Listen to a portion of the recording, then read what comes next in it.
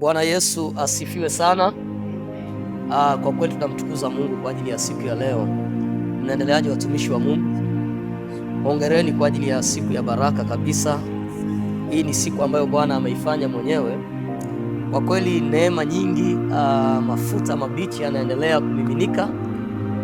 Hongereni kwa sababu naona Mungu anaendelea kuwatunza, Mungu anaendelea kuwapaka mafuta mabichi. Siku kwa siku mnaonekana mnakuwa vijana kabisa. Anasema anarejeza ujana wa mtu kama tai. Haleluya. Kama ilivyo ada, tunamtukuza Mungu tena kwa ajili ya siku ya leo kwenye hiki kipindi chetu cha kutoka madhabahuni leo. Moja kwa moja kwa mtazamaji wetu anayetufuatilia, na kusalimu katika jina la Yesu Kristo, jina lipitalo majina yote, jina linalookoa na kuponya, jina lenye nguvu na mamlaka ya kutoa hatua fulani kwenda hatua fulani. Biblia inasema tunatoka utukufu hata utukufu, tunatoka imani hata imani, lakini ndani ya, amen, ndani ya. Bwana Yesu asifiwe sana. Anasema ndani yake tunaishi, ndani yake tunakwenda na kuwa na nini? Na uzima wetu. Haleluya. Bwana Yesu asifiwe sana. Labda mnaweza kuwasalimia watazamaji, hata kuwapungia mkono hivi. Amen. Mungu awabariki sana watazamaji wetu, tunawapenda mno. Hongereni kwa kuendelea kufuatilia kipindi chetu cha baraka kabisa. Hiki kipindi kimekuwa cha neema nyingi. Tumeona watu wengi wakiponywa, watu wengi wakifunguliwa. Tumekuwa tukipokea shuhuda mbalimbali kutokana na hiki kipindi cha kutoka madhabahuni leo. Bwana Yesu asifiwe sana. Basi kabla hatujaendelea sana, tungemshukuru Mungu kwa ajili ya kipindi hiki ili tuweze kuendelea. Baba, katika jina la Yesu Kristo wa Nazareth aliye hai, ninakushukuru Mungu wangu na Baba yangu. Asante kwa ajili ya uaminifu wako, asante kwa ajili ya neema yako, asante kwa ajili ya siku ya leo Baba, na kutukuza kwa ajili ya kipindi kizuri Bwana. Asante kwa ajili ya uaminifu wako Bwana, asante kwa ajili ya neema yako, asante pia kwa ajili ya watumishi wako ambao Bwana umewapaka mafuta. Asante Bwana, maana umewaita kwa ajili ya kusudi lako, umewaita kwa ajili ya kusudi lako waweze kukutumikia we Bwana. Asante Roho Mtakatifu kwa ajili ya neema yako. Asante pia kwa ajili ya mtazamaji wetu anayetufuatilia kutokea kote duniani Bwana. Asante maana neno hili linaenda kugeuza maisha yake, neno hili linaenda kugeuza fahamu zake, neno hili linaenda kugeuza kesho yake katika jina la Yesu Kristo. Bwana Yesu, asante kwa ajili ya uaminifu wako. Ninakutukuza Bwana. Roho Mtakatifu, hekima yako ikawe ndani yetu tunapoenda kuachilia neno lako kwa ajili ya mfuatiliaji wetu anayetufuatilia. Neno hili Bwana likafanyike kuwa baraka, likafanyike kuwa mbegu njema itakayogeuza maisha ya mtu katika jina la Yesu Kristo wa Nazareth aliye hai. Tumeomba tukiamini. Amen. Haleluya, haleluya, haleluya, haleluya. Amen, amen, amen. Bwana Yesu asifiwe sana watumishi wa Mungu. Leo Mungu ametupa tena neema ya kuweza kukutana hapa. Naamini kila mtu kuna namna Mungu amempa kitu leo kwa ajili ya mtu mmoja anayetufuatilia kutokea sehemu mbalimbali, ili aweze kuponywa, ili aweze kuokolewa, aweze kusaidika. Bwana Yesu asifiwe sana. Ujumbe wetu wa leo unasema mahusiano kati ya mtu na Mungu. Mahusiano kati ya mtu na Mungu. Kuna mtu atajiuliza, sasa kwani hatujui kwamba mtu na Mungu wana mahusiano? Bwana Yesu asifiwe. Yuko mtu anaweza akajiuliza kwamba kwani hatujui kwamba Mungu si ndiye aliyemuumba mtu?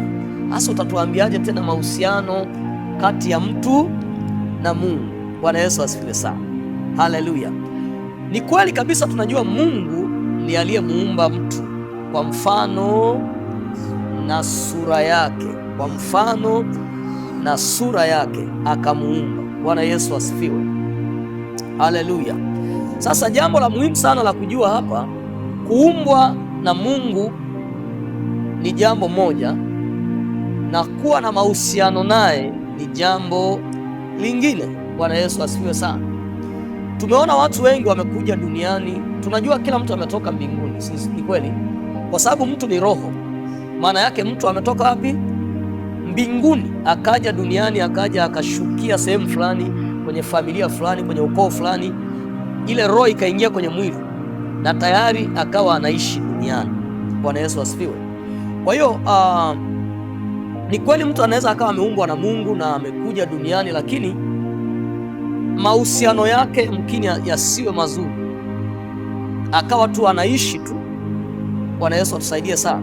Sasa leo tunapozungumzia kuhusu mahusiano kati ya mtu na Mungu, tukiangalia moja kwa moja maandiko kwenye kitabu cha Yeremia sura ya kwanza ule mstari wa 4 mpaka wa 10. Yeremia sura ya kwanza ule mstari wa 4 mpaka wa 10. Nitaomba tuweze kufuatana moja kwa moja hapo. Yeremia sura ya kwanza mstari wa 4 mpaka wa 10. Biblia inasema, neno la Bwana lilinijia kusema, mstari wa 5, kabla sijakuumba katika tumbo nalikujua, na kabla hujatoka tumboni nalikutakasa, nimekuweka kuwa nabii wa mataifa. Mstari wa 6, ndipo niliposema, Bwana Mungu, tazama siwezi kusema, maana mimi ni mtoto. Mstari wa 7, lakini Bwana akaniambia, usiseme mimi ni mtoto, maana utakwenda kwa kila mtu nitakaye kutuma kwake, nawe utasema kila neno nitakalo kuamuru. Mstari wa 8, usiogope kwa sababu ya hao, maana mimi nipo pamoja nawe nikuokoe, asema Bwana. Mstari wa 9, ndipo Bwana akaunyoosha mkono wake akanigusa kinywa changu. Bwana akaniambia, tazama nimetia maneno yangu kinywani mwako. Mstari wa 10, angalia nimekuweka leo juu ya mataifa na juu ya falme, ili kung'oa na kubomoa na kuharibu na kuangamiza, ili kujenga na kupanda. Naipenda hii sana. Bwana Yesu asifiwe sana. Kuna kitu hapo najifunza. Tunaona Mungu anasema na Yeremia, anamwambia kwamba kabla hata mimba yake haijatunga yeye anamjua. Kabla hata mimba yake haijatunga yeye anamjua. Kumbe anamjuaje sasa? Anamjua kama roho. Kwa maana hiyo Mungu anamjua Yeremia kwa maana ya roho. Sasa tukizungumzia roho, maana yake roho inatoka wapi? Roho ya mwanadamu inatoka wapi? Kwa Mungu. Bwana Yesu asifiwe. Kwa hiyo inatuonyesha kwamba Mungu ndiye aliyemwachilia Yeremia aje aingie kwenye tumbo la mama yake. Sijui mama yake alikuwa anaitwa nani na baba yake, ila ukisoma hapo unaweza ukaona vizuri. Ukisoma hapo kwenye Yeremia 1 kuanzia mstari wa kwanza, anasema maneno ya Yeremia mwana wa nani? Wa Hilikia, mmoja wa makuhani waliokuwa katika Anathothi katika nchi ya Benjamini. Manake baba yake pia alikuwa nani? Kuhani. Kwa hiyo Yeremia amezaliwa kwenye nyumba ya kikuhani. Haleluya. Nimepata kitu hapo, nimedaka kitu. Bwana Yesu asifiwe. Nimedaka nini? Kumbe kuna neema fulani zinafuata, kuna namna. Haleluya. Hivyo nao umejifunza. Amen. Kumbe wewe uliyepata neema sasa hivi, ukitengeneza mfumo mzuri, mahusiano mazuri na Mungu, hata watoto wako unashangaa, unakuja kupata nabii, unakuja kupata apostle, unakuja kupata mwalimu wa neno la Mungu, unakuja kupata mwinjilisti, unakuja kupata watu fulani ambao kuna neema fulani inakuwa ipo juu yao. Bwana Yesu asifiwe sana. Kwa hiyo tunaona hapa hata Yeremia namna ambavyo amezaliwa kwenye familia ya kikuhani, hajitafuti. Amen. Mungu anafuatilia agano. Haleluya. Haleluya. Okay, turudi kwenye pointi yetu kwamba Mungu anamjua mtu akiwa roho kabla hata hajawa kwenye tumbo la mama yake. Na kama Mungu anamjua mtu akiwa roho, kwa sababu Mungu ndio anasema tumfanye mtu, maana yake Mungu yani yeye ndo roho zote zimetoka kwake. Bwana Yesu asifiwe sana. Roho zote zimetoka kwake. Amen. Kwa hiyo kama Mungu anasema na alikujua kabla hata mimba yako haijatunga, na pia aliyeruhusu Yeremia aje duniani, maana yake ni huyo Mungu. Na pia kama ameruhusu aje duniani, maana yake amemleta kwa kusudi. Bwana Yesu asifiwe sana. Amemleta kwa kusudi. Sasa kama amemleta kwa kusudi, inategemea Yeremia namna ya kutambua sasa kwamba nimeletwa duniani, napaswa kuendelea kuwa na mahusiano, au napaswa kuwa na mahusiano na yule aliyenileta, ili niweze kufanya kile ninachotakiwa kufanya kadiri ya yeye anavyotaka nifanye aliyenileta. Haleluya. Napata kitu cha ajabu hapo. Praise the Lord. Napata kuna namna fulani hapo. Amen. Sasa ni watu wangapi ambao wamekuja duniani wakaanza kuishi tu, kuna namna tu anajiendea, hawajawahi kujua kwamba mimi nimeletwa kwa kusudi fulani. Kwa sababu tunaona hapa Mungu anajaribu kumwelekeza Yeremia, anajaribu kumwambia kwamba wewe, kusudi lote la mimi kukuleta hapa, nataka ufanye 1, 2, 3 hapa duniani. Kuna pointi nyingine naipata hapa kwamba kwa nini mahusiano ya mtu na Mungu? Mahusiano ya mtu na Mungu, maana yake Mungu hawezi kufanya jambo duniani kama hamna mtu. Haleluya. Kwa hiyo kusudi lote la Mungu kumleta Yeremia duniani, kwa sababu kuna agenda ya ufalme. Bwana Yesu asifiwe sana. Kuna jambo fulani la ufalme linapaswa lifanyike, na Yeremia anakuja kulisimamia. Nikamsikia mtumishi wa Mungu mmoja anaitwa Prophet Makandiwa, Emmanuel Makandiwa. Alikuwa anafundisha akasema, kabla nabii hajaletwa kulikuwa kuna huduma ya kinabii. Kwa hiyo kwa sababu kuna huduma ya kinabii yenyewe ndio iliyotangulia, alikuwa anazungumzia kwa habari ya maono, nafikiri kusudi, kwamba kama Mungu anachofanya kwanza anaumba lile kusudi, alafu anaumba yule anayetakiwa kwenda kusimamia kusudi. Kwa maana hiyo, kabla ya Yeremia tayari kulikuwa kuna huduma ya kinabii ambayo inatakiwa huyu Yeremia sasa aje asimamie, maana yeye ndio nabii. Bwana Yesu asifiwe sana. Haleluya. Lakini pointi yetu kubwa haswa ni mahusiano kati ya mtu na nani? Na Mungu. Mahusiano kati ya mtu na Mungu. Ni kweli Mungu ametuumba sisi, ni sura yake na mfano wake, lakini je, tukishakuja duniani tunafanya yaliyo mapenzi yake? Tunafanya hilo kusudi lake? Hapo ndo swali kubwa sana. Bwana Yesu asifiwe sana. Haleluya. Haleluya. Kwa sababu kama nitakuja kweli nimezaliwa kwenye familia ya mzee Kiula, nimekuwa nimejitambua, alafu sasa sijajua ninachotakiwa kufanya, sijajua kusudi la kuumbwa kwangu, je, kuna faida gani? Bwana Yesu asifiwe. Na tukiangalia kiukweli, faida ni pale tu utakapofanya kila ambacho umeletwa kufanya, sio kuja kujianzishia cha kwako. Tunaelewana watumishi wa Mungu? Sio kuja kujitafutia cha kwako. Maana yake wewe haujaja kwa bahati mbaya. Bwana Yesu asifiwe. Sijaja kwa bahati mbaya. Haujaja kwa bahati mbaya. Hakuna miongoni mwetu hapa, hakuna aliyekuja kwa bahati mbaya. Kila mtu kuna namna Mungu anataka huyu mtu asimame kwenye jambo fulani.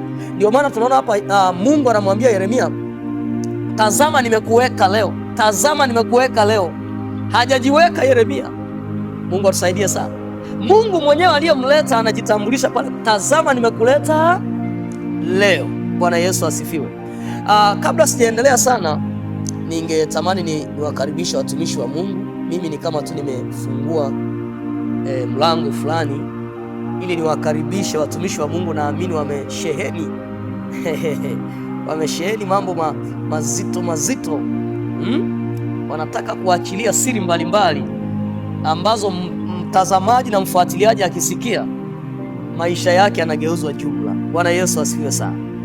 Sawa, basi nafikiri nitamkaribisha mtumishi wa Mungu Pastor Christina, kwa sababu ndio uelekeo wa kipaza sauti kilipo. Tutaanzia kwake alafu tuweze kuendelea.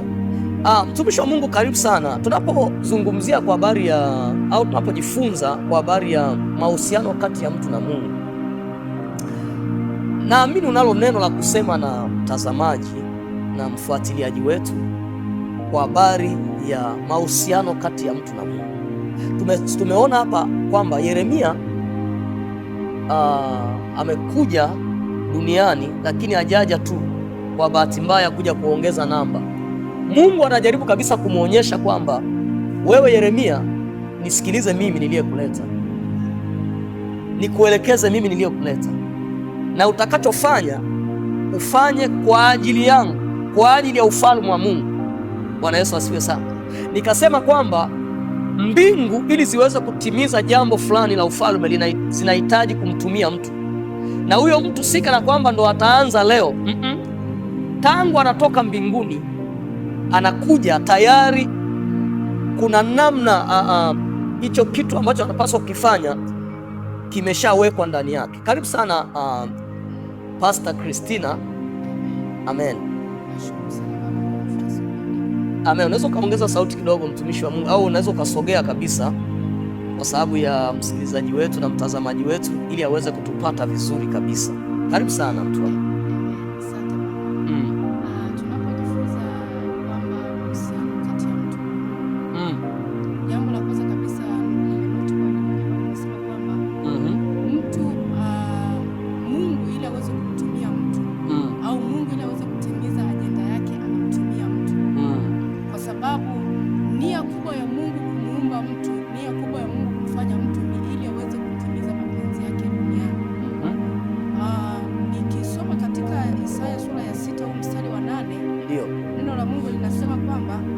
Kisha nikasikia sauti ya Bwana akisema, ni mtume nani? Naye ni nani atakaye kwenda kwa ajili yetu? Ndio. Unaona, hii ni kabineti ya mbinguni, ila inauliza ni mtume nani? Ndipo sasa anasema, ndipo niliposema mimi hapa. Isaya alishatambua nafasi yake kama mtu duniani ili aweze kusimama kwa niaba ya Mungu. Bwana Yesu asifiwe. Amen. Kwanza kabisa, kwa nini Mungu anamtumia mtu? Mungu yeye ni roho, na kama ni roho kama roho haiwezi kufanya kitu chochote kama haijavaa mwili. Ndio maana Mungu alichokifanya, angemuumba tu mwanadamu akabaki roho tu, ila alihitaji auvae mwili ili aweze kuendesha shughuli zake akiwepo hapa duniani. Amen. Bwana Yesu asifiwe sana. Amen. Kwa hiyo maana hata mtu akifa, ule mwili hauna kazi tena, kwa sababu ile roho imeshaondoka. Haleluya. Amen. Kwa hiyo sasa hapa anasema kwamba nitume mimi. Maana yake sasa ni wajibu wa mimi kutambua nini ambacho nimekuja duniani kukifanya. Bwana Yesu asifiwe. Amen. Kwa hiyo ninapotambua nafasi yangu, kwa nini niko duniani, maana yake sasa na Mungu ndipo anaanza safari na mimi. Haleluya. Amen. Ukiendelea hapa kwenye hii Isaya kuanzia mstari wa 9 hapa, Isaya anaanza kupata maelekezo sasa kutoka kwa Mungu, kwa sababu tayari ameshakubali. Sawa sawa, kwamba mimi hapa. Jambo la kwanza kabisa ninachojifunza hapa ni namna gani mimi kukubali. Shida sio Mungu, shida ni mimi. Je, nimetambua nafasi, kwa nini niko duniani? Kwa nini nimekuja kufanya nini? Haleluya. Amen. Ndipo sasa Mungu anaanza kuingiza kitu. Tumetoka kwenye andiko la kwanza kabisa la Yeremia, kwamba Mungu anaanza kumwambia Yeremia kwamba wewe sio mtu wa kawaida, wewe ni nabii wa mataifa. Haleluya. Amen. Nilishakuandaa kwa ajili ya hiyo kazi. Kwa hiyo sasa Yeremia anaanza kujitetea, lakini Mungu anasema hapana, mimi nimeshakuweka kwa ajili ya hiyo kazi.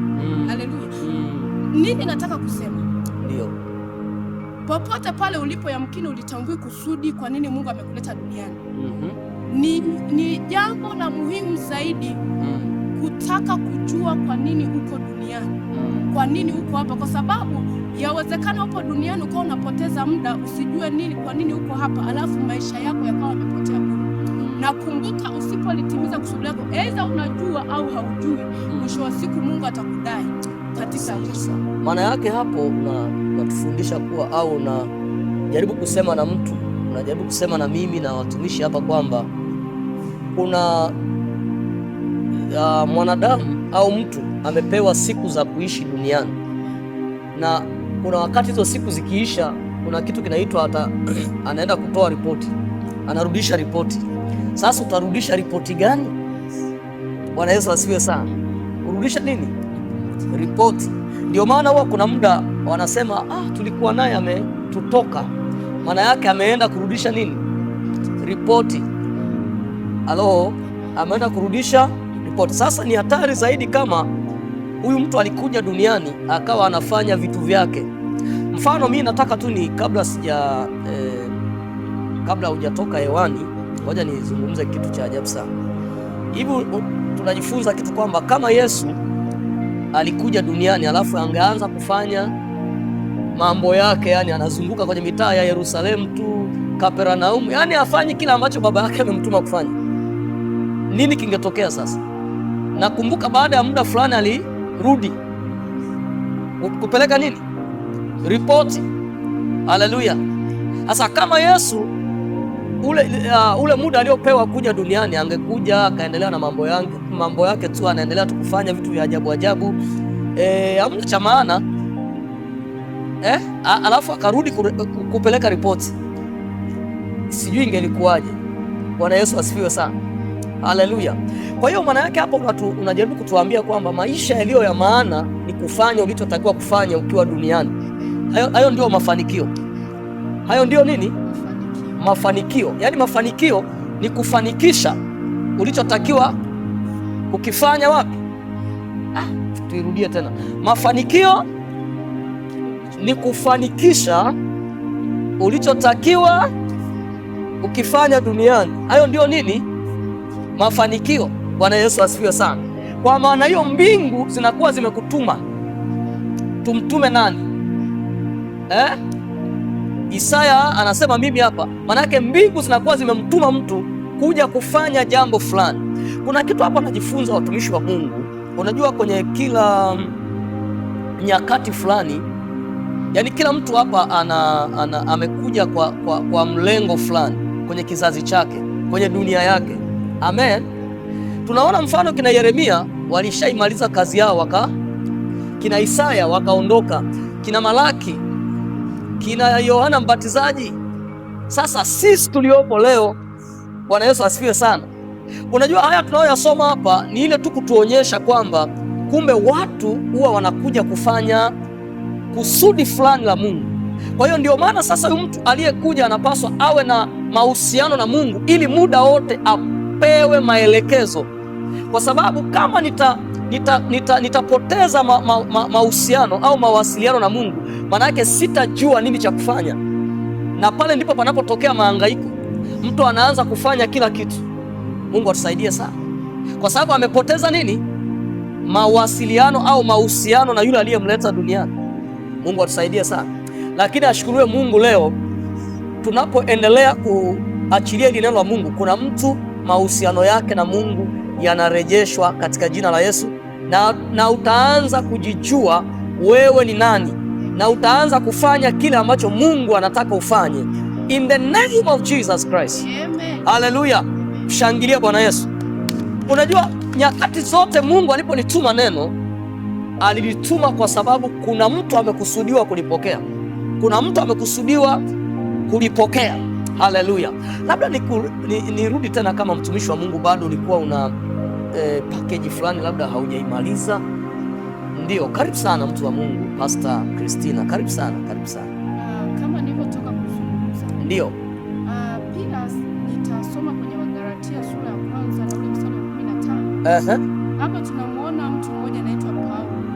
Huyu Paulo wakati kabla hajalijua kusudi la Mungu, ndio nini anatakiwa afanye duniani, tunaona ni mtu ambaye alikuwa anaua watumishi wa Mungu. anafanya tu, yani akiagizwa huko anaenda. Lakini baada ya Yesu kukutana na Yesu Kristo, ndipo sasa akaanza kulijua kusudi kwa nini yuko duniani. Sawa. Anasema kwamba lakini Mungu aliyenitenga tangu tumboni mwa mama yangu. Na unaona hiki? Maana jamaa anatushangaza. Kumbe ni kitu ambacho kumbe Mungu huwa anawatenga watu tangu tumboni mwa mama yangu. Glory, glory, glory, glory, glory. Mungu anafanyaje? Anawatenga watu. Anawatenga watu tokea wapi? Tumboni mwa mama zao. Tayari wanakuwaje? Wametengwa kwa ajili ya kusudi. Lakini maana Paulo sasa ametengwaje? Maana karibu mtu wa Mungu ametengwa, alafu jamaa umeuliza swali zuri kabisa hapo. Nimetoka kusema kwamba mtu ni roho ambaye tayari alishaumbwa. Kwa hiyo haijalishi sasa hivi ni mazingira gani mtu yuko nayo, lakini pindi anapolitambua kusudi la Mungu la kuumbwa kwake hapa duniani, ataanza kuwa mtu wa tofauti. Tunaendelea, nasema akaniita kwa neema yake. Akamuita kwa neema yake. Akamuita kwa neema yake. Nini maana ya neema hapa? Neema ni kustahilishwa. Ni kustahilishwa. Kwa hiyo kuna mtu anajilaumu sehemu, anasema mimi dhambi zangu ni nyingi, ni nyekundu mno, zimezidi. Akamuita kwa neema yake. Bwana amekuita kwa neema yake jioni ya leo katika jina la Yesu. Maisha yako yatabaki kama yalivyokuwa katika jina la Yesu. Akaniita kwa neema yake. Endelea hapo, mtumishi wa Mungu. So tunajifunza hapa kwamba kumbe sio mtu anayejiita, bali ni Mungu anayekuita kwa neema yako. Kwa neema yake. Yes. Ukijiangalia kwa matendo unayotenda haustahili, kwa maisha unayoishi haustahili, ila neema ya Mungu inapofunuliwa kwenye maisha yako ndipo unaanza kutembea katika kusudi la Mungu. Haleluya, haleluya, amen. Mtumishi wa Bwana amezungumza message iko powerful sana. Amen. Paulo anasema niliyetengwa tangu tumboni, lakini tunaona baada ya kuzaliwa Paulo anafanya kitu kingine. Kumbe najifunza kitu. Unaweza ukazaliwa ukapokelewa kwenye mikono fulani, ukapewa kazi nyingine, ukawaiwa mahali, lakini ashukuriwe Mungu leo aliyelituma neno lake kuja kukutoa mahali ambapo yamkini uliwaiwa ukapewa kazi nyingine. Na leo Bwana anakurejesha kwenye kazi yake. Na leo Bwana anakurejesha kwenye kusudi lake katika jina la Yesu Kristo. Najifunza kitu hapa. Miaka yote Paulo amesoma nini, anaendelea kufanya alichokuwa anafanya, sio kusudi la Mungu. Lakini anatuonyesha hapa kwamba tangu akiwa tumboni mama yake ametengwa kwa ajili ya kazi ya Mungu. Ila baada ya kuzaliwa akaanza kufanya kitu kingine. Akawaiwa, akakutana na jamaa fulani hivi. Sasa hapa najifunza kitu. Kumbe kuna wakati shetani huwa anawawahi watu mahali, anampa mtu kazi ili ampotezee muda. Mtumishi wa Mungu amesema hapo mwanadamu haruhusiwi kukaa bila kazi. Unaona? Kwa hiyo hapa kuna kitu najifunza. Kuna kitu kikubwa sana kati ya mfano wewe uliyepata neema ya wokovu leo, hata ukiwa na familia, kuna namna ile hii familia unapaswa sasa wewe mwenyewe ukidumu kwenye namna ya kuwa na maarifa na ufahamu wa neno la Mungu, maana yake hata watoto wako hawaji kuwaiwa, hawatawaiwa na adui. Amen. Haleluya. Amen. Amen. Amen. Kwa sababu ya muda, wana wa Mungu, watumishi wa Mungu, ningetamani tuweze kuendelea kwa sababu bado kuna watumishi wengine wana madini hapa, wana nondo za kueleweka. Lengo kubwa ni kuhakikisha kuna mtu anatoka mahali fulani, anaacha kile ambacho yamkini adui amemjengea, adui amemkamatisha mahali, na kuanza kufanya kile ambacho ameletwa kufanya hapa duniani. Na ndio maana sasa tunasema mahusiano kati ya mtu na nani? Na Mungu. Bwana Yesu asifiwe sana. Amen. Tunaye mtumishi wa Mungu Pastor Theodora Emmanuel, na yeye analo neno na ana nondo za kueleweka kwa ajili ya mtazamaji wetu na yule anayetufuatilia. Bwana Yesu asifiwe sana. Haleluya. Ngoja tumsogezee kidogo kipaza ili mambo yakae vizuri. Karibu sana mtu wa Mungu. Bwana Yesu asifiwe. Amen. Kama Haleluya. Mada ya leo kutoka madhabahuni, mahusiano kati ya mtu na Mungu. Ndio. Tunasema mahusiano kati ya mtu na Mungu kwa sababu mwanadamu alipoteza mahusiano na Mungu pale Eden.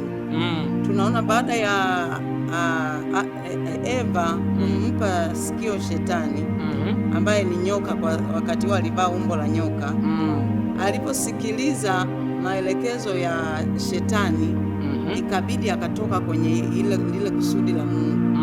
Kwa hiyo tunaona ndipo alipopoteza mawasiliano kati yake. Ndicho chanzo cha mwanadamu kupoteza mawasiliano kati yake na Mungu. Kwa hiyo sasa, kwa nini tumesema kwamba mahusiano kati ya mtu na Mungu? Tunaona kabisa tukisoma kwenye kitabu cha Yohana sura ya 1 mstari wa 6, ndio neno la Mungu linasema palitokea mtu ametumwa kutoka mbinguni kwa Mungu, jina lake Yohana. Mstari wa 7 anasema huyo alikuja kwa ushuhuda ili aishuhudie ile nuru, wote wapate kuamini kwa yeye. Tunaona kwamba nimesema baada ya Adam na Hawa kutenda dhambi pale bustani ya Eden, mahusiano kati ya mtu na Mungu yalipotelea pale. Kwa hiyo sasa tunaona kwamba mawasiliano kati ya mtu na Mungu yalipotelea pale. Kwa hiyo sasa tunaona kumbe Mungu anapomtuma mtu kutoka mbinguni, anapomwachilia mtu, tayari amempa jukumu. Tunaona kabisa jukumu la huyu Yohana, huyu ni Yohana Mbatizaji, jukumu lake alitumwa aje aishuhudie nuru. Maana yake hapa ulimwenguni kulikuwa na giza tayari. Wakati Adam na Hawa wamempa shetani sikio, tayari giza lilitanda. Kwa hiyo mtu wa Mungu, labda ni jaribu kama kustopisha kidogo, lakini niunge mkono hoja yako au pointi yako kwamba umeongelea habari ya Adam na Hawa. Kumbe hao watu nao wakati wanaumbwa kuna jukumu walipewa. Kuna jukumu walifanyaje? Walipewa. Na jukumu kubwa waliopewa ni kufanyaje? Ni kuitunza nini? Ile bustani ya Eden. Hilo ni jukumu kabisa. Na kwa sababu hilo ni jukumu waliokuwa wamepewa na Mungu alikuwa anawatembelea, najifunza kitu hapo. Kwa maana hiyo mtu yoyote ambaye yupo kwenye kusudi, Mungu anamtembelea, Mungu anamhudumia, Mungu anaendelea kumtunza, Mungu anaendelea kumpa afya. Oh my God, my God, my God. Hallelujah. Karibu sana mtumishi wa Mungu, endelea. Nitamani kuunga mkono hiyo point hapo. Amen. Ulikuwa kwa habari ya Yohana pale, kwamba Yohana amekuja kuishuhudia nini? Nuru. Kwa sababu ulimwengu baada ya kuwa sasa mwanadamu amepoteza mawasiliano na Mungu, hana ushirika na Mungu, ulimwengu ukawa ni giza. Kwa hiyo sasa huyu Yohana ndio kazi yake, alikuja ili aishuhudie nuru, na hii nuru ni Kristo mwenyewe. Ndio maana mstari wa 7 amesema ili watu wote wapate kuamini kwa yeye. Kwa hiyo kumbe tunaona ili mtu ajue amekuja kufanya nini duniani, ndio lazima awe kwenye awe amemwamini Yesu Kristo. Kwa hiyo huwezi kutambua umekuja kufanya nini nje na Yesu Kristo. Kwa maana hiyo nataka kutuambia mtumishi wa Mungu, Yesu alikuja kurejesha mahusiano kati ya mtu na Mungu, yale yaliyopotezwa wapi? Eden. Pale Eden pale. Kwa maana hiyo Eden, kilichokuwa kimefanyika pale, mawasiliano kati ya mtu na Mungu yalikatika. Kwa hiyo huyu mtu akawa anajiendea tu. Mungu atusaidie sana. Hapo ndipo ambapo Biblia inasema mwili sasa ukachukua nafasi, kwa sababu roho imepoteza nini? Mawasiliano. Kwa sababu tukumbuka roho imetoka mbinguni, na muda wote roho ilipokuwa inapata maelekezo, ndipo yale maelekezo yalikuwa yanaletwa kwenye nafsi inatoa uelekeo. Bwana Yesu asifiwe sana. Kwa hiyo maana yake Yesu amekuja kurejesha nini? Mahusiano kati ya mtu na Mungu. Kwa hiyo ili niweze kutambua nimekuja kufanya nini, kusudi langu ni nini, ni mpaka niwe ndani ya Kristo. Bwana Yesu asifiwe sana. Kumbe ndani ya Kristo, humo ndipo tunajipata. Amen. Humo ndipo tunafanyaje? Tunajipata humo, kwamba humo ndo unajua sasa, ukiwa ndani ya hapo ndipo unaambiwa wewe bwana umeletwa kufanya hiki na hiki na hiki, wewe ni fulani ni fulani. Bwana Yesu asifiwe sana. Kwa hiyo mahusiano haya kati ya mtu na Mungu maana yake yanapatikana kupitia kule kumwamini Yesu Kristo, kumkubali Yesu kuwa Bwana na Mwokozi wa maisha yake, ndipo unarudi kwenye nini? Kwenye mahusiano. Bwana Yesu asifiwe. Haleluya. Ukisoma Biblia kwenye kitabu cha Warumi, nitarudi kwako, Warumi ile sura ya 8 mstari wa 15 mpaka wa 16. Ukiangalia hapo neno la Mungu linazungumza kitu kikubwa sana. Bwana Yesu asifiwe sana. Anasema hivi,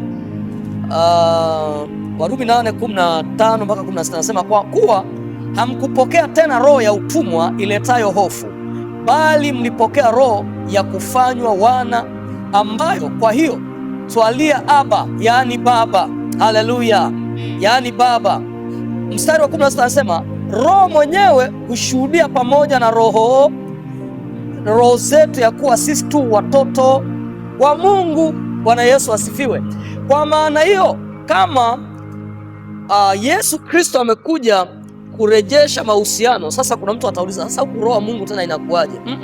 Ukisoma kitabu cha Yohana 3 ule mstari wa 5 mpaka wa 6 anasema kila kilichozaliwa kwa mwili ni mwili na kilichozaliwa kwa roho ni roho. Kwa hiyo lazima roho wa Mungu ahusike.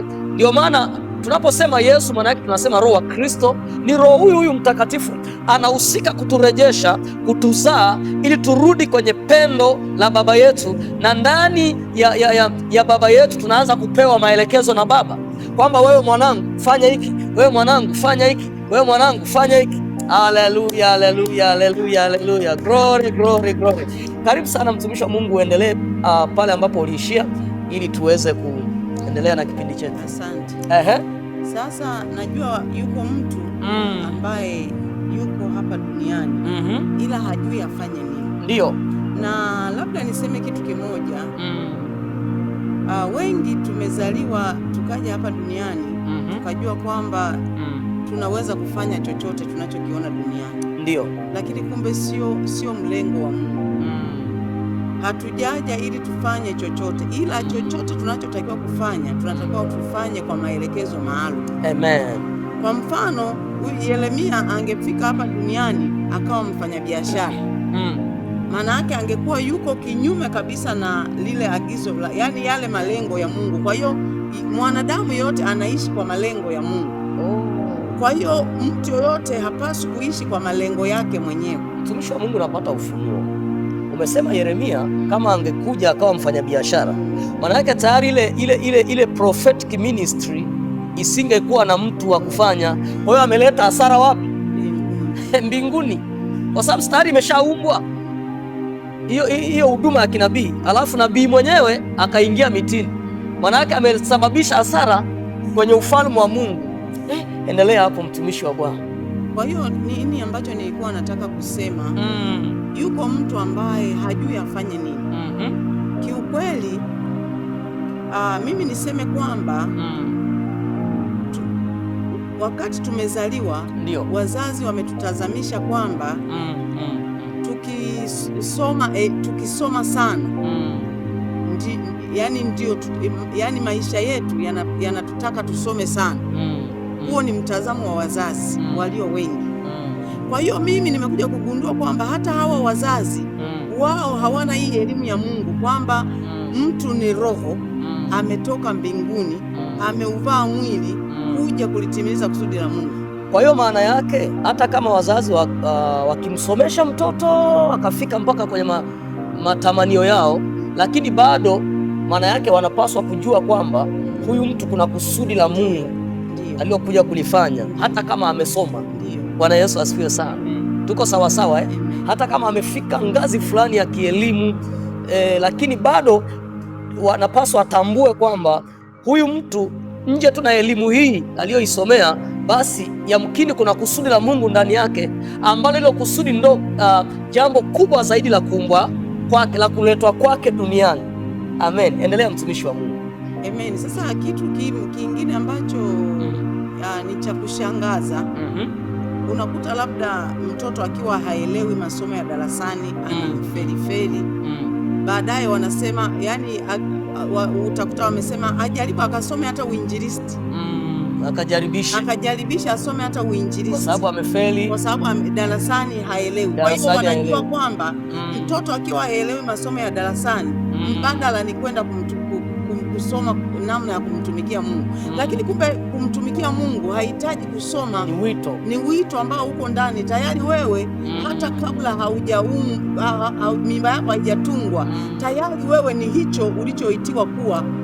Kama Yeremia alipoambiwa, nimekuita kuwa nabii wa mataifa. Kwa hiyo kumbe mimi ninapotoka mbinguni, tayari mbinguni wananifahamu kwa jina langu. Kama ni mwinjilisti, wananifahamu kwa jina la mwinjilisti. Kama ni nabii, wananifahamu kwa jina la nabii. Sasa nitatambuaje kama mimi ni nabii?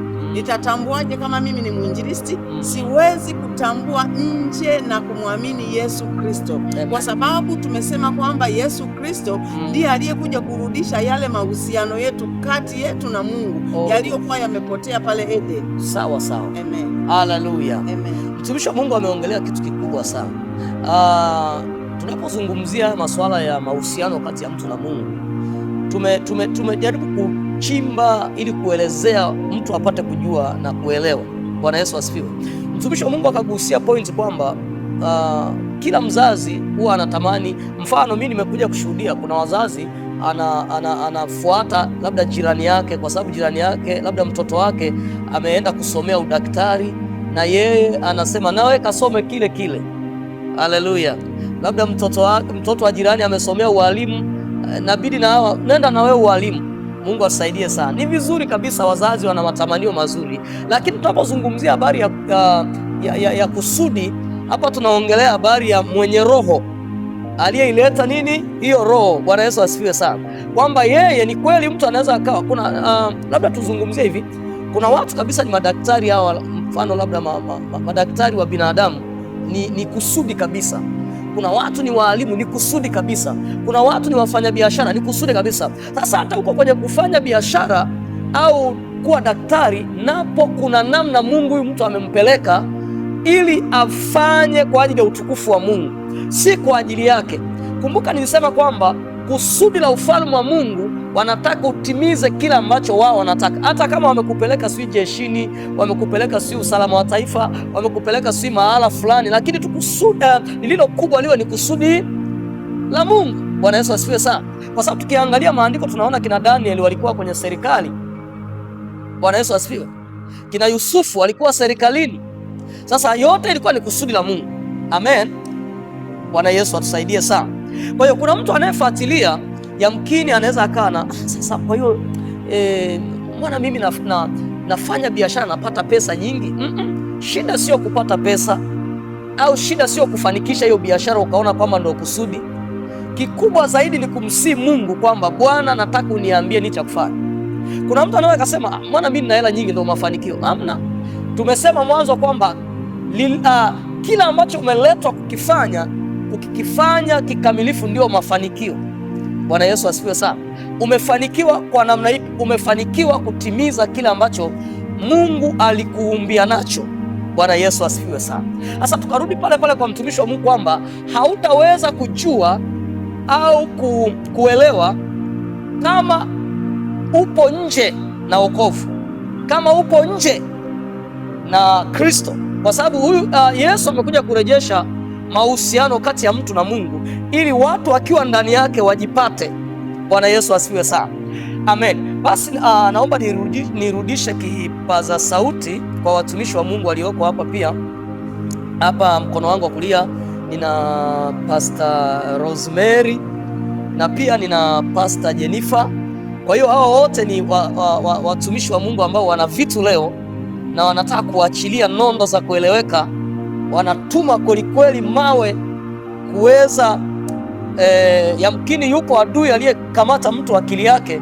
Leo lazima ashambuliwe na achie akili ya mtu. Amen. Lazima apigwe aachie ufahamu wa mtu. Amen. Ili huyo mtu aliyekusudiwa kutenda jambo fulani, kufanya lilo kusudi la Mungu aweze kulifanya na asipoteze muda duniani katika jina la Yesu. Amen. Karibu sana mtumishi wa Mungu Pastor Rose Mary. Karibu sana na Mungu akubariki sana. Karibu. Amen. Naweza kuongeza sauti kidogo. Kabisa. Sana Ndio. Tukianza kuongelea habari za mahusiano ya mtu na Mungu, tunaanza kuona kwamba kumbe mtu na mtu ametoka na tunamwona kwanza kabisa, mfano kabisa tunamwona Yesu Kristo. Yesu Kristo alikuja kwa kusudi maalum. Ndio. Na alipotimia ile kusudi akarudi wapi? Manake hiyo roho ilirudi wapi? Mbinguni. Na tukianza kusoma kwa Galatia 4:4 nasema hata ilipowadia utimilifu wa wakati Mungu alimtuma mwanaye ambaye amezaliwa na mwanamke, amezaliwa chini ya sheria, amezaliwa chini ya sheria. Kumbe tunaona kabisa kwamba Yesu Kristo alitumwa kwa kusudi maalum. Ndio. Yesu Kristo kilichokuja kuleta hapa duniani, tukisoma Luka 19 mstari wa 10 tunaona kabisa Yesu Kristo alikuja kuokoa kile kilichopotea.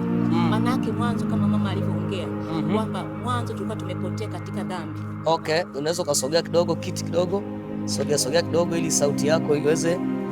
Najua hii ni sauti ya wana maombi, kwa hiyo inatolewa kwa namna ya tuendelee. Kama nilivyosema kwamba ukisoma Luka 19 mstari wa 10 tunaona kabisa Yesu Kristo alikuja kuokoa kile kilichopotea. Kumbe Yesu alikuja kwa kusudi na wakati ulipotimia akarudi mbinguni. Na tumeona kabisa kwamba mtu ni roho. Kwa na Yesu pia tunaona kabisa alikuwa ni Mungu.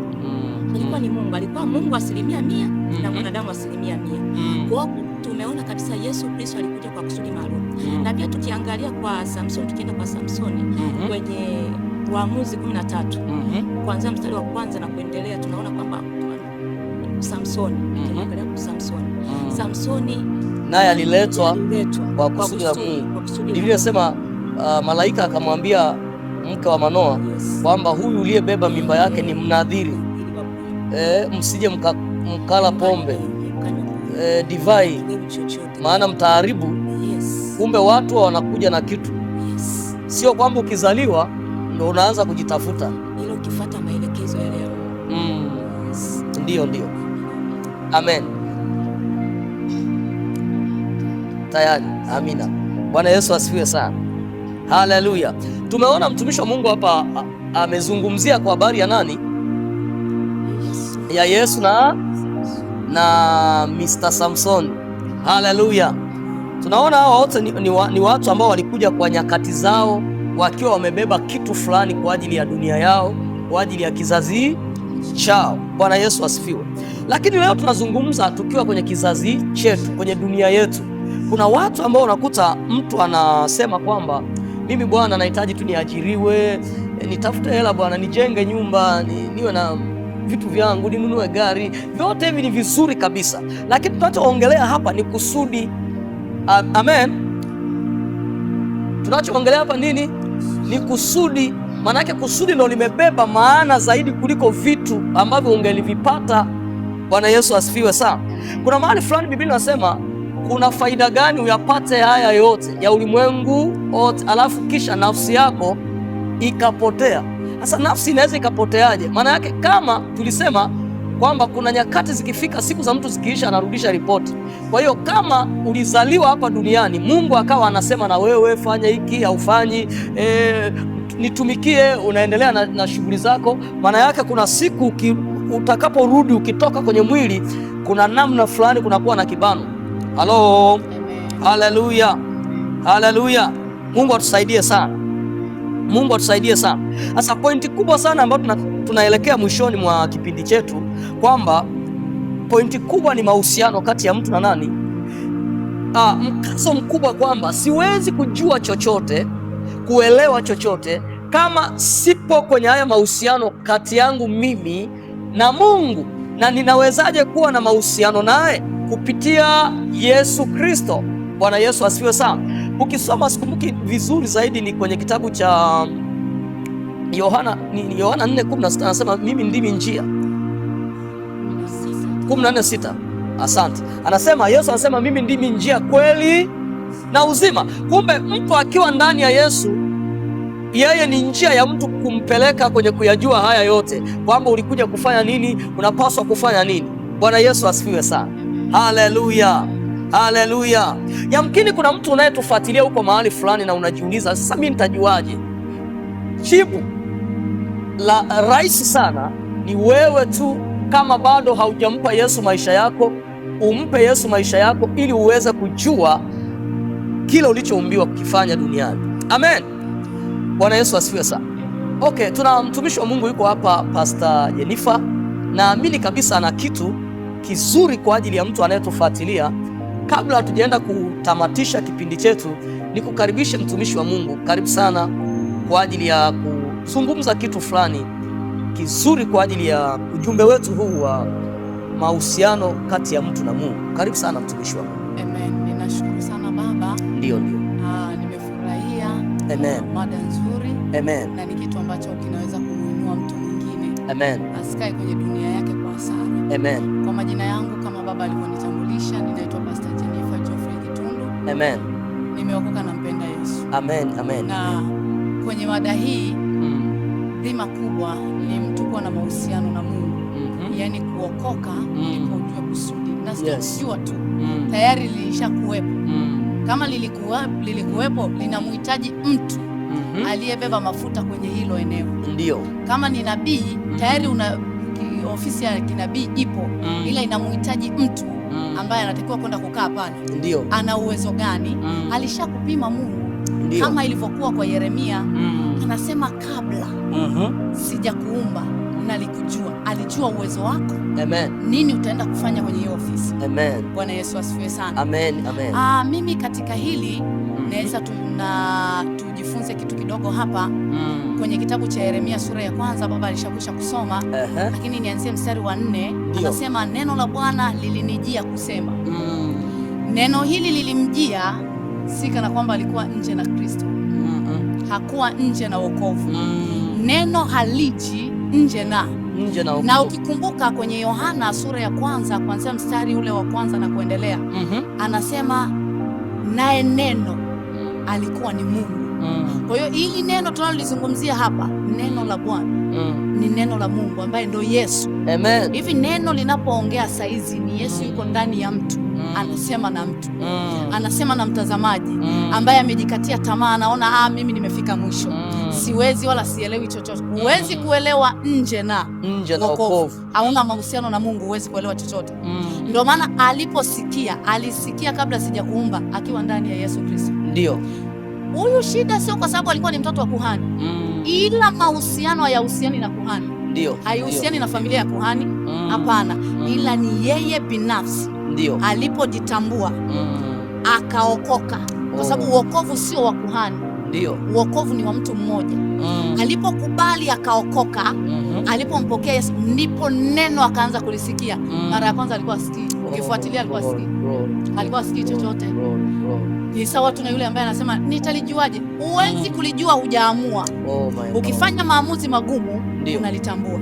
Bwana Yesu asifiwe sana. Amen. Bona kabla hajatoka sasa, alivyojua, alivyosikia ya kwamba nilikutakasa. Yamkini saa hizo alikuwa na miaka mingi tu, kama mtazamaji anavyoona nina miaka 85. Sasa mimi siwezi kufanya tu. Wewe utadaiwa. Kwa hiyo sasa wakati amejijua, hatujui alikuwa na miaka mingapi, ila alipotambua baada ya kuokoka. Okay, kabla hujaendelea mtumishi wa Mungu, umezungumzia kitu kikubwa sana. Umezungumzia kwamba kuna mtu anaweza akawa labda na miaka 80 na 70, anasema mimi tayari mimi nasubiria tu Bwana anichukue.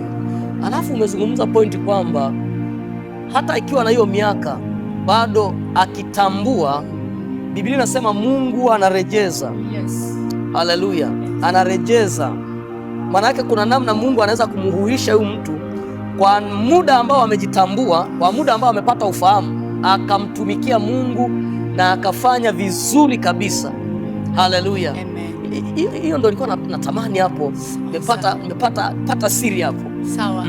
Baba alipozungumzia hapo, mimi naweza nikawa nazungumza na Gen Z. Kwa nini? Kuna vijana wengi wamepitia madawa ya kulevya na nini, anafika dakika naona nikajinyonge kwa sababu muda wangu umeisha. Subiri nikupe ushuhuda mmoja. Yesu Kristo alikuja akajitambua akiwa na miaka 12 kulifanya kusudi la baba yake.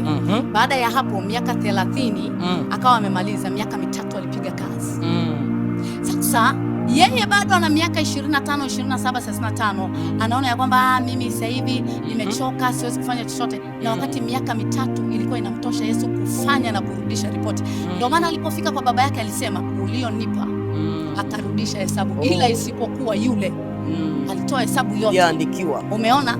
Sasa kumbe utadaiwa.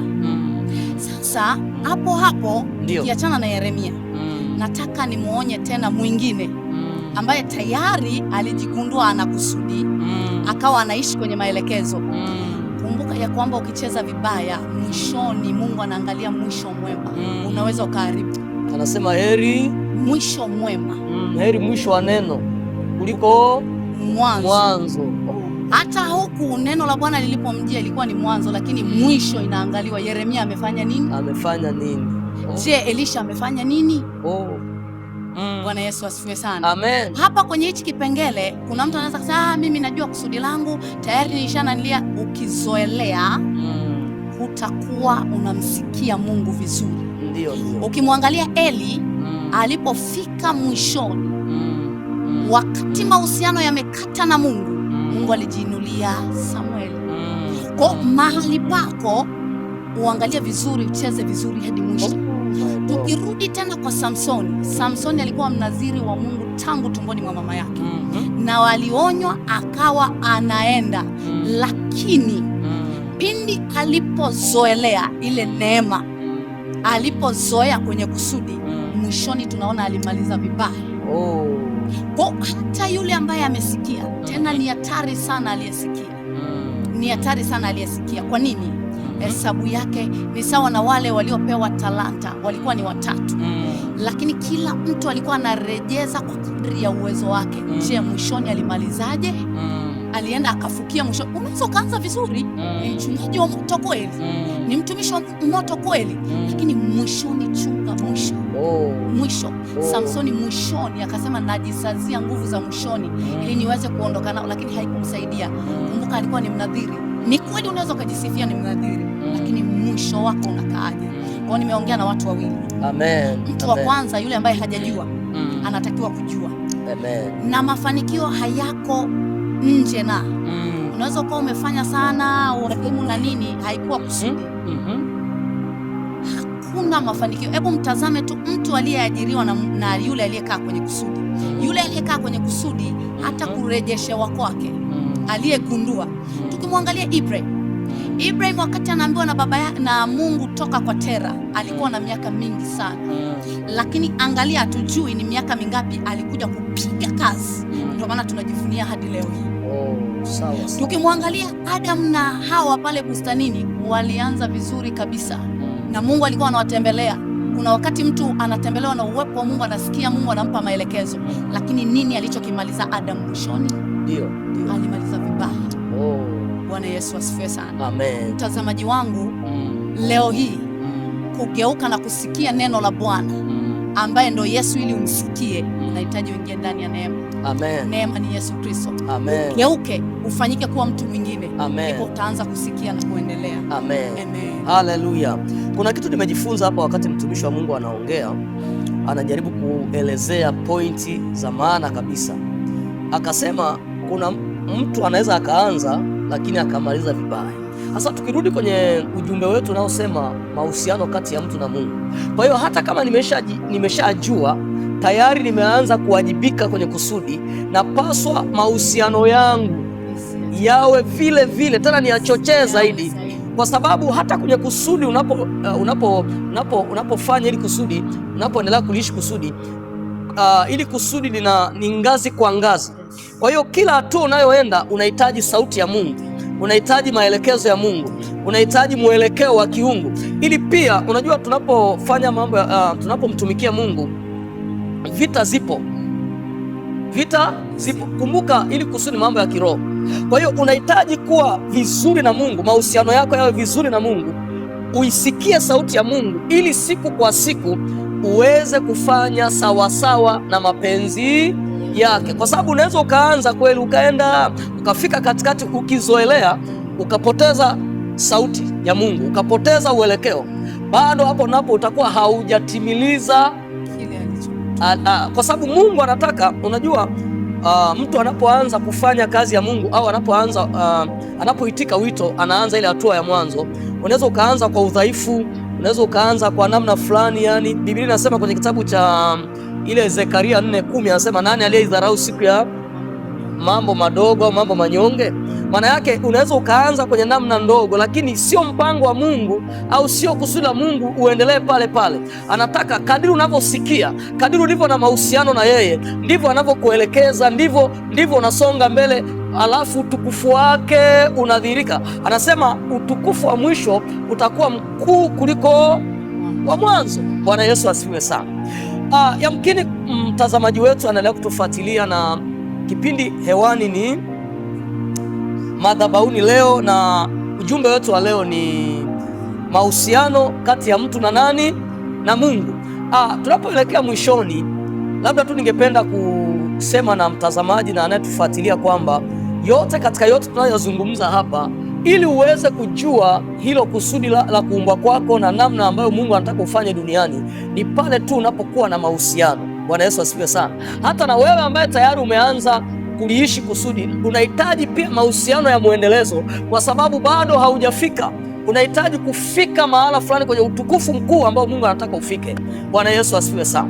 Basi kama moja kwa moja unatufuatilia, unaona kabisa maisha yako haujampa Yesu Kristo maisha yako, unaona kabisa njia zako ni njia fulani ambazo bado hazimpendezi Mungu, ni wakati mzuri kabisa, ni siku ya neema, siku iliyokubalika ni sasa, na muda ni sasa wa wewe kumpa Yesu maisha yako. Popote unaponifuatilia, uko tayari kumpa Yesu maisha yako, nifuatishe tu maneno haya. Sema, Bwana Yesu, ninasogea mbele zako, mimi ni mwenye dhambi, nisamehe dhambi zangu zote, futa jina langu katika kitabu cha hukumu, andika jina langu katika kitabu cha uzima wa milele. Kuanzia leo ninakupokea Bwana Yesu, uwe Bwana na Mwokozi wa maisha yangu. Ninaamua kugeuka. Bwana, niwezeshe, neema yako iniwezeshe, katika jina la Yesu Kristo, amen. Mungu akubariki sana. Endelea kufuatilia kipindi chetu hiki kutoka Madhabahuni Leo, na Mungu akubariki sana. Mungu akufadhili, Mungu akuneemeshe katika jina la Yesu Kristo. Amen. Amen. Amen. Amen. Amen.